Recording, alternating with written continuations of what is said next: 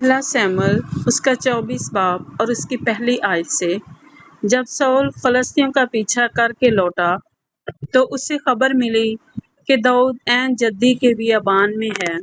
سو civil سب اسرائیلیوں میں سے 3000 چیدہ مردوں کو لے کر جنگلی بکروں کی چٹانوں پر داؤد اور اس کے لوگوں کی تلاش میں چلا، اور وہ راستہ میں بھیڑ سالوں کے پاس پہنچا جہاں ایک غار تھا، اور سول اس غار میں فراغت کرنے گھسا، اور داؤد اپنے لوگوں سمیت اس غار کے اندرونی خانوں میں بیٹھا تھا۔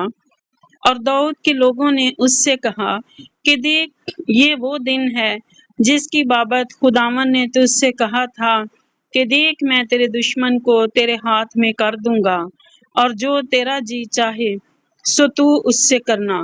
سو داؤد اٹھ کر سول کے جبہ کا دامن چپکے سے کاٹ لے گیا۔ اور اس کے بعد ایسا ہوا کہ داؤد کا دل بے چین ہوا، اس لیے کہ اس نے سول کے جبہ کا دامن کاٹ لیا تھا۔ اور اس نے اپنے لوگوں سے کہا کہ خداوند نہ کرے کہ میں اپنے مالک سے جو خداوند کا ممسوح ہے ایسا کام کروں کہ اپنا ہاتھ اس پر چلاؤں، اس لیے کہ خداوند کا ممسوح ہے۔ سو داؤد نے اپنے لوگوں کو یہ باتیں کہہ کر روکا اور ان کو سول پر حملہ کرنے نہ دیا۔ اور سول اٹھ کر غار سے نکلا اور اپنی راہ لی، اور بعد اس کے داؤد بھی اٹھا، اس غار میں سے نکلا اور سول کے پیچھے پکار کر کہنے لگا، آئے میرے مالک بادشاہ۔ جب سول نے پیچھے پھر کر دیکھا تو داؤد نے اونڈے منہ گر کر سجدہ کیا۔ اور داؤد نے سول سے کہا، تو کیوں ایسے لوگوں کی باتوں کو سنتا ہے جو کہتے ہیں کہ داؤد تیری بدی چاہتا ہے؟ دیکھ، آج کے دن تو اپنی آنکھوں سے دیکھ کہ خداوند نے غار میں آج تجھے میرے ہاتھ میں کر دیا، اور بعضوں نے مجھ سے کہا بھی کہ تجھے مار ڈالوں، پر میری آنکھوں نے تیرا لحاظ کیا، اور میں نے کہا کہ میں اپنے مالک پر ہاتھ نہیں چلاؤں گا، کیونکہ وہ خدا کا ممسوح ہے۔ ماں سوا اس کے، آئے میرے باپ، دیکھ، یہ بھی دیکھ کہ تیرے جبہ کا دامن کاٹا اور تجھے مارا نہیں۔ سو تو جان لے اور دیکھ لے کہ میرے ہاتھ میں کسی طرح کی بدی یا برائی نہیں، اور میں نے تیرا کوئی گناہ نہیں کیا، گو تو میری جان لینے کے در پہ ہے۔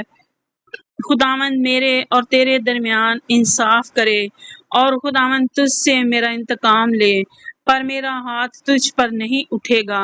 قدیم لوگوں کی مثل ہے کہ بروں سے برائی ہوتی ہے، پر میرا ہاتھ تجھ پر نہیں اٹھے گا۔ اسرائیل کا بادشاہ کس کے پیچھے نکلا؟ تو کس کے پیچھے پڑا ہے؟ ایک مرے ہوئے کتے کے پیچھے، ایک پسو کے پیچھے۔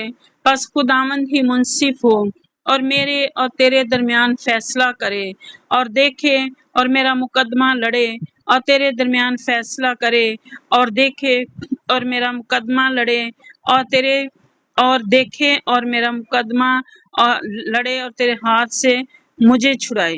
اور ایسا ہوا کہ جب داؤد یہ باتیں سول سے کہہ چکا تو سول نے کہا، آئے میرے بیٹے داؤد، کیا یہ تیری آواز ہے؟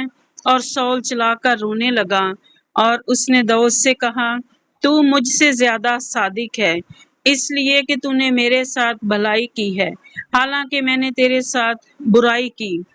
اور تو نے آج کے دن ظاہر کر دیا کہ تو نے میرے ساتھ بھلائی کی ہے، کیونکہ جب خداوند نے مجھے تیرے ہاتھ میں کر دیا تو تو نے مجھے قتل نہ کیا۔ بھلا کیا کوئی اپنے دشمن کو پا کر اسے سلامت جانے دیتا ہے؟ سو خداوند اس نیکی کے عوض جو تو نے مجھ سے آج کے دن کی، تجھ کو نیک جزا دے۔ اور اب دیکھ، میں خوب جانتا ہوں کہ تو یقیناً بادشاہ ہوگا، اور اسرائیل کی سلطنت تیرے ہاتھ میں پڑ کر قائم ہوگی۔ سو اب مجھ سے خداوند کی قسم کھا کر کہ تو میرے باپ کے گھرانے میں سے میرے نام کو مٹا نہیں ڈالے گا۔ سو داؤد نے سول سے قسم کھائی، اور سول گھر کو چلا گیا، پر داؤد اور اس کے لوگ اس گڑھ میں جا بیٹھے۔ آمین۔